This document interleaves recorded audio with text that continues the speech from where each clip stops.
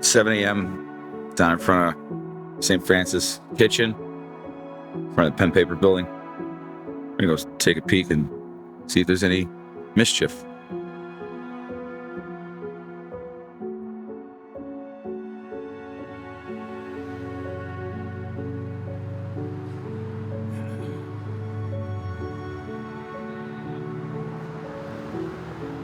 Watch your head.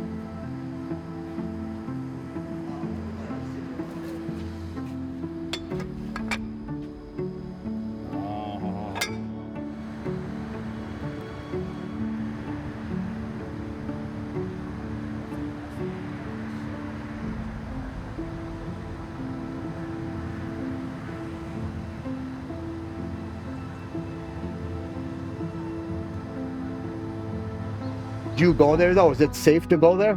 No! It's not. Who's gonna do that? Oh, it's not. I don't know. I want to go down and try to talk with them, and I just don't know if they're friendly.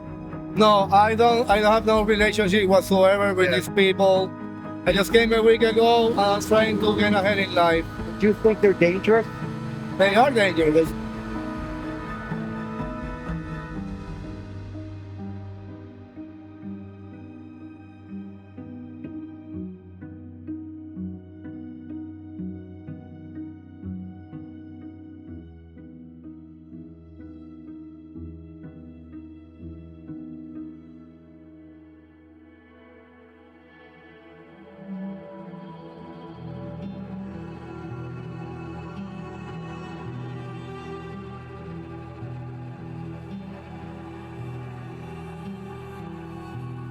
So, can you tell me how long you've been Homeless? What's the proper?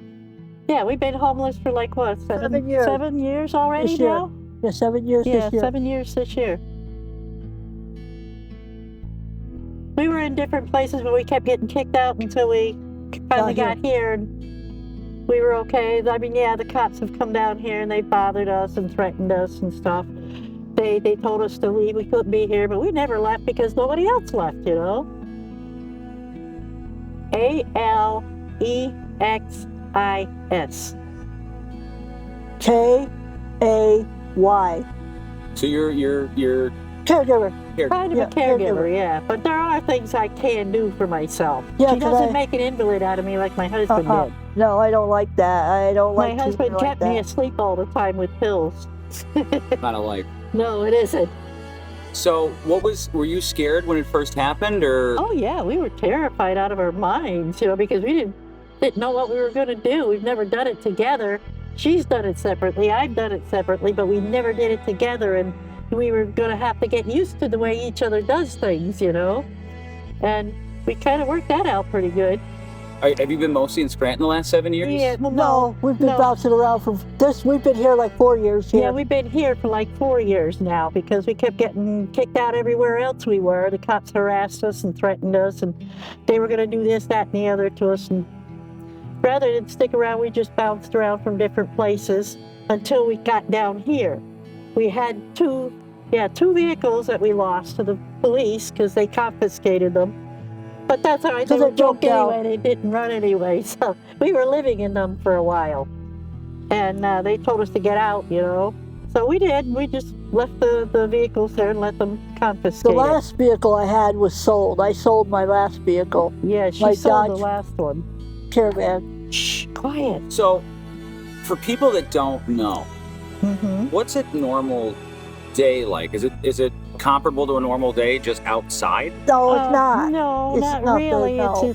It's still kind of harsh because you have to be on the lookout for different things, you know, Thieves. happening. You got to watch out for thieves and stuff because all these people steal from each other. They think it's okay, you know, because even though they had less, I had less, and then they steal from me. Why? Because I had less than they do, and yet they're still stealing. ESA dogs, emotional support animals. Because I was traumatized and she was traumatized through different I've got things. bipolar. She has and it's bipolar, like so she depression, needs and a I want dog. to commit suicide, and I don't. So if I got a dog, I can't commit suicide because I got something to take care of, and I got to take care of her. I got to take care of her. So my hands are tied here. We can't have them in the housing because they're not neutered Fixed. and spayed. Yeah, they're not He fixed. can't be neutered because he has seizures, and she has medical problems because she's old too, you know.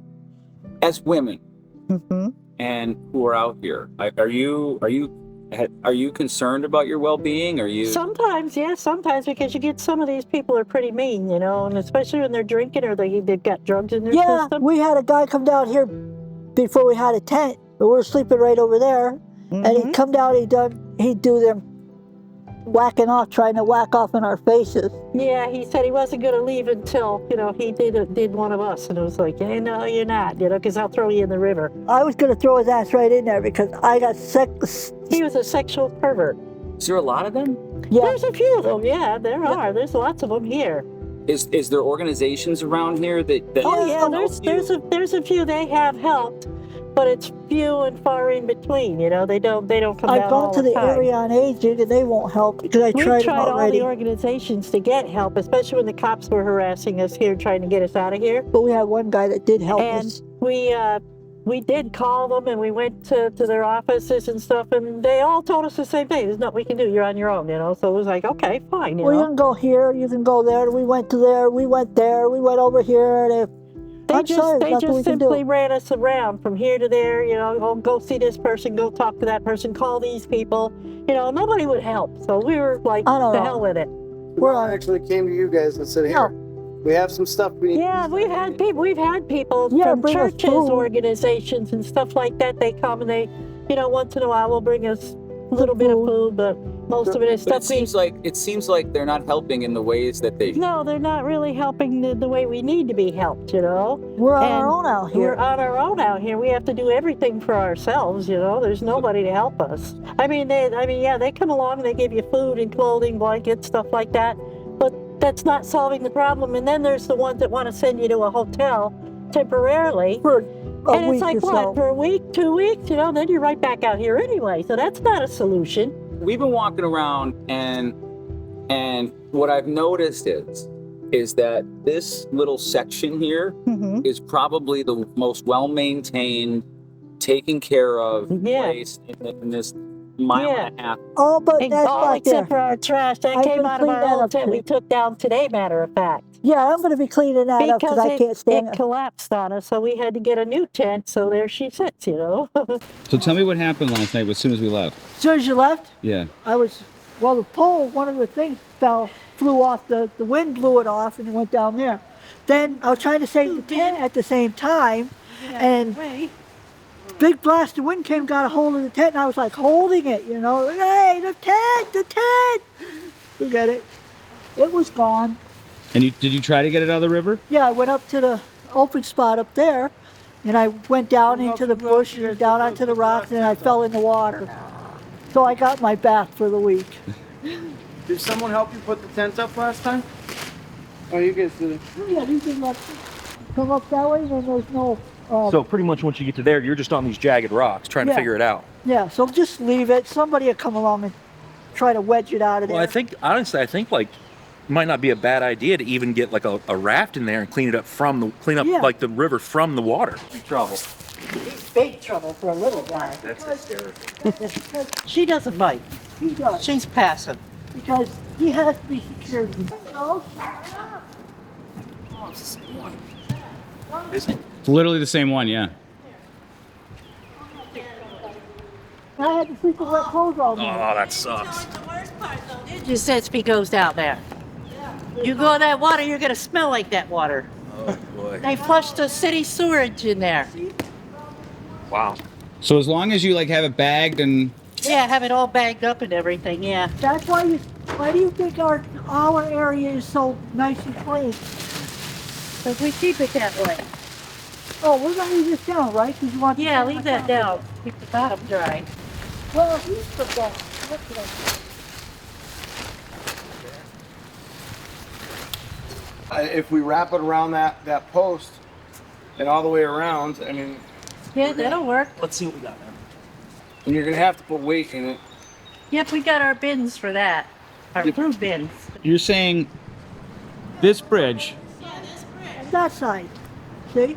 Yeah, they throw it either off on this side or they throw it off on this side. I like things clean. It's just not, I don't like going out there stumbling over beer cans and soda bottles and God only knows what else. Needles, I picked up needles out here. And you think I want a dog to get stabbed by a needle? I don't think so. I have nerve damage in my legs. And I have arthritis, severe arthritis in my hip. Pain travels all the way to my feet.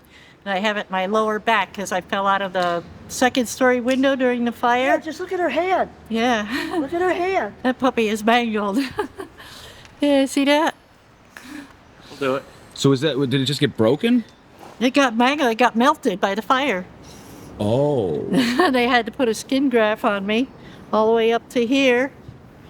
The whole thing is skin grafted. It has all kinds of old wounds and stuff.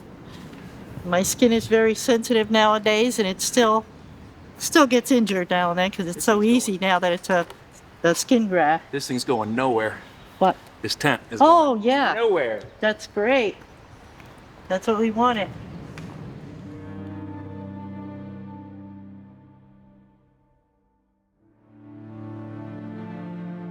Do you guys have any history of addiction? Or, Oh, no. No. The only We're addiction clean. I got is right here.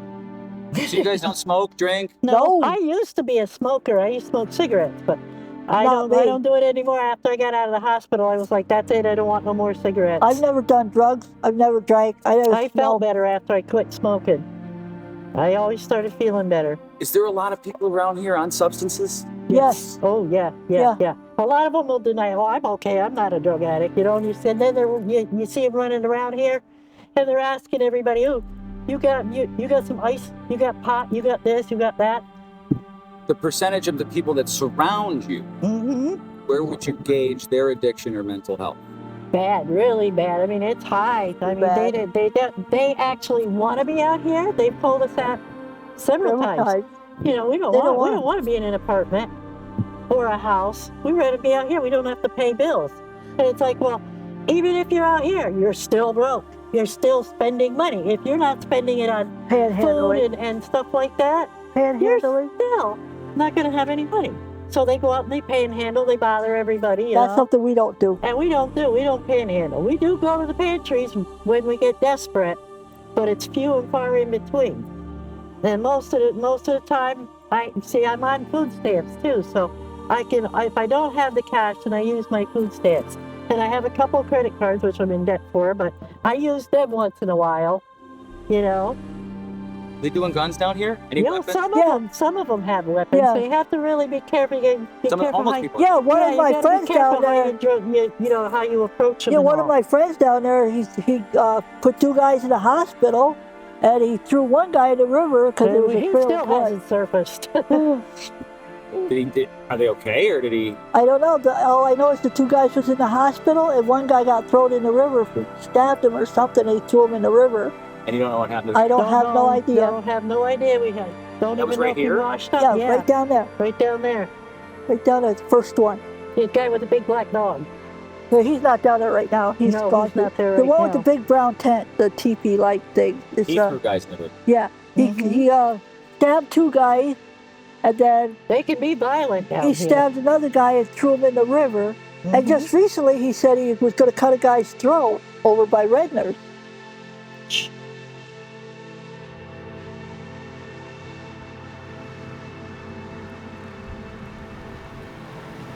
Just want to tell me what happened? Sitting in my tent, packing up my belongings, getting ready to move. guy walks from this direction toward me, starts saying, who you with, or is they in there? I was sitting with my door zipped shut, with the window open, and he drew back and started striking me with the pipe. This guy saved me. He came out of his tent and pulled him off of me. At that point, I was able to unzip it, and they started wrestling, and I came out and tried to get him separated, and then we started wrestling, and me and the guy ended up on the ground over there. He got him off of me again. Never seen him before in my life. Older black guy, dreads, one of those Jamaican hack things. I don't know what they're called.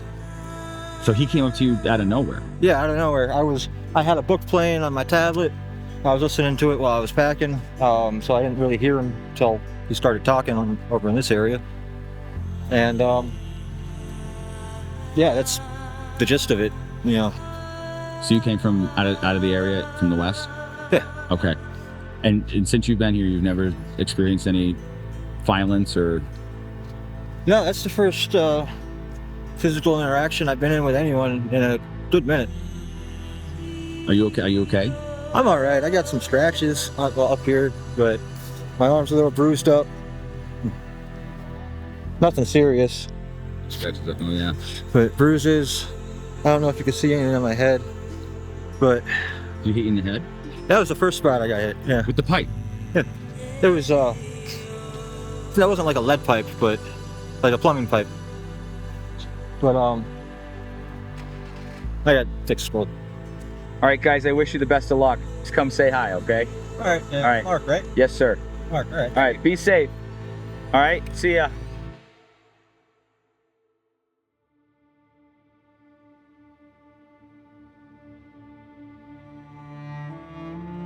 They're worried more about the migrants than they are their own people here in this country, exactly. okay? I mean, they don't give a rat's butt about us. As long as they can bring those freeloaders over here, give them homes, jobs, money, you know, whatever. But they don't give us the same things that they give the migrants that come See here. us, we're suffering here, but do they care? I don't think so. It's like when she goes to the pantry every now and then, the migrants will go in there and they'll have great big carts full of food and stuff. And she goes in, she comes out with a little box or a bag of something. Are you fucking serious? I'm fucking serious. I've been over there. She's been over there several times. And you see them coming, they get these 2 carts, there's the whole family over there, and they're piling the carts up full. And I'm only allowed 1 or 2 things in the canned goods. You see there's 2 of us? Yep. Like I get ravioli or beefaroni or something. 1 can. To split between us. That's what they do. And 2 loaves of bread. And the produce is the same way. If they happen to have produce, you get 1 apple. Then there's 2 of us. So, hey, where's my apple, you know? I sacrifice, I give it to her because she needs it more than I do. And they give migrants everything. They give the migrants everything. They get everything over there. So they're giving it to people that aren't Americans. Yeah, exactly. And that's why I'm so pissed off about these migrants, because they're getting everything. We got nothing, and we're living out here like pigs, like animals. And she'll go to that store where you can get free blankets and clothes and stuff. 1 coat I got 1 coat, right? There's 2 people. I said, I need a coat for my sister. Well, I'm sorry, dear, you can only have 1 coat. So I ended up giving the coat to her. Yeah. When I froze the whole winter. You didn't have a coat the whole winter. Nope. Right. I was wearing a sweater because it was too small anyway, you know. I was wearing a sweater. Yeah, we were cold. I didn't have boots. I had sneakers. I'd wear sweaters the whole winter. You know how cold it was last year? It was terrible with that Arctic thing and that Siberian thing. Cold came through. I had no coat. I had to wear a sweater. So what do you think is bigger, the homeless problem or the migrant problem around? I think the migrant problem is the biggest problem, because that's why a lot of these homeless people are out here, is because of the migrants. They get everything handed to them. We didn't get these nothing. People don't, you know? Yeah, they paid 1/2 of the rent with my father, but when he died, then I ended up in these places. Yeah. But I had to share the rent with my mother and father at the time. But they were good to me. Act of kindness? Yeah. Okay. That's awesome, man. Yeah. Thank you. Yeah, thank you, little girl. Thank you. Thank Raising you. it right, man. Thank you. Yeah. Good job. Thank you very much.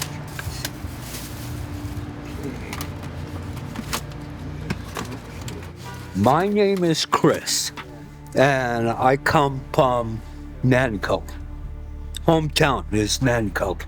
And how long you been on the streets of Scranton? Let's see. That's the summer of this year. Yeah, make it at least over a year and a 6 months. Yeah. Have you been on the streets before that? No. What's it been like for people who don't understand?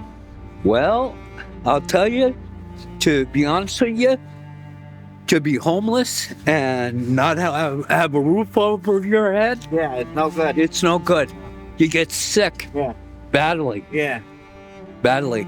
And I did tell them a lot. Yeah. I am feeling sick. Yeah. I got a cold. I think now it could. He hasn't seen a mental doctor in a long time either. Yeah, that's another thing. A mental doctor? Yeah. Yeah. Yeah. Do you have a history of seeing a mental doctor? He's schizophrenia, just like me. Yeah. Oh, you both are schizophrenic? Yeah, he both are schizophrenic. Yeah. What's schizophrenia like? Schizophrenia is when you, bipolar is when you have mood swings. Good days, good bad days, and then schizophrenia. Yeah, when you have this almost the same thing, but you're a little bit different than a bipolar person. Yeah. Your moods change. Yeah. From good to bad. And then bipolar is just a little bit opposite than that. A little bit opposite. Yeah. And when you don't take your medication, your medicine, like he hasn't had medicine in a long time. Oh my God, I don't even know. It's been at least 2 years. 2 years since he had medicine. And what does the medicine do for you when you take it? Calms me down. Makes me happy. Less arguments. Yeah. Do you find it more that you're more less stressed? Yeah. Less stressed. And I went to Eagleville in Philadelphia. It was a psychiatric hospital. And that was 302. 302 then too. Yeah. So I was placed with medication from a psychiatric doctor, Dr. Hawk. Yeah. He was, well, I guess, what do you call it? An Indian doctor. Indian doctor, just like they are here. Like a Gandhi. The Gandhi. Okay. But otherwise, the doctor placed me on medication, and I was at peace. And he was at peace, but then he was let out again. Yeah, on the discharge. Discharge. I was for good behavior. For good behavior. Then I came back to look my friend up. Here, me. So in your opinion, do they treat all the residents correctly? No. They don't give them any good food. The food is spoiled, rancid, no good. Whatever they put out, bologna or lunch meat, any kind of lunch meat or regular food, just plain simple. Anything that's it's not edible. Do you feel safe in these places? No, because I think that someday there could be a fire, a bad one. What's it like sleeping outside for people who don't know in the cold weather? Oh, it's no good. It's no good. When you have all that blankets and everything that you have, how many times you're approached by people asking you for if you want to smoke weed, dope, cocaine, anything like that, or how many times there's people walking. Sorry about that. That's okay, bro. How many times there's people walking by, you don't even know if they have a gun or a knife, and they could kill you right there. You could be laying there, and you could be, who knows? I hear heavy footsteps. How many times? I don't even know. How many times I'm approached by people, colored guys, and white guys too, a mixture of both, even Hispanic or whatever, they're down in their luck. They would say, you got any cocaine or marijuana or dope or any weed for me because I'll pay you money for it? Well, yeah, I've been approached like that. How many times that they would actually ask me if I had that stuff on my possession. And I said, I can't help you. I don't take that stuff. How about violence? Have you experienced any violence? Oh, how many times? I heard a lot of fights going on. I went to the Keystone places, to the, what do you call it? The shelters. How many times there are fights that the boss couldn't even put up with it. He threw them out. And I said to the cops, I said that you can't go to the shelters because how many times there are people fighting, beating each other up, actually physical fights. Are you concerned for your safety and well-being? Out here? Yes. Yes. Because you don't know who you come in contact with on the street. Because you don't know if they have a gun or a knife or whatever they have, you know. Being out in the open, you're like a sitting duck. Anybody could come out and do the job, and then you're done. Then you're done.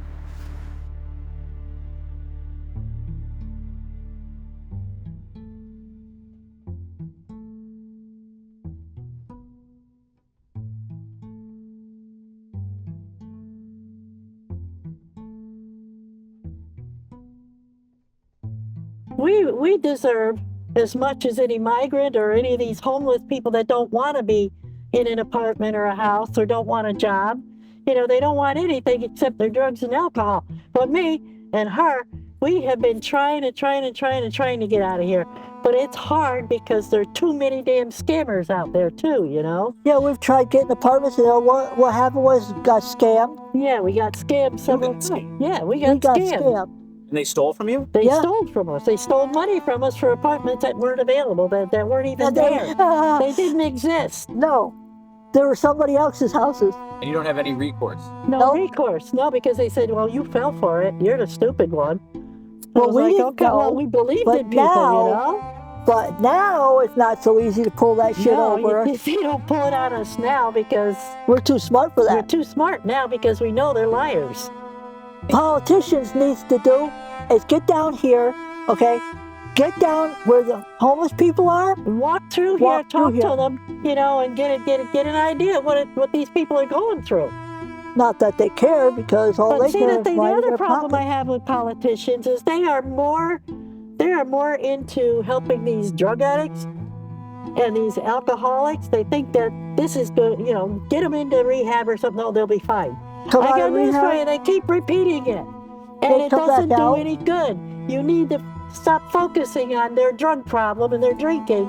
If they don't want help, and even if they do get help, they're not going to stick to it. They just come right back out and do it again and again that's what they do. That's why I said it is again. not a disease. It's a choice they make. It's a choice. You know, and the politicians need to come to understand this. These people are out here because it's their choice. They're on drugs because it's their choice. They're on alcohol because it's their choice. They're out here because it's their choice. And it just makes it hard for us because they look at us the same way they look at the drug addicts. You know, we're no good, they're no good. And that's why they won't help us. But we're all not like that. Not all of us. We're different. Yeah. We're straight.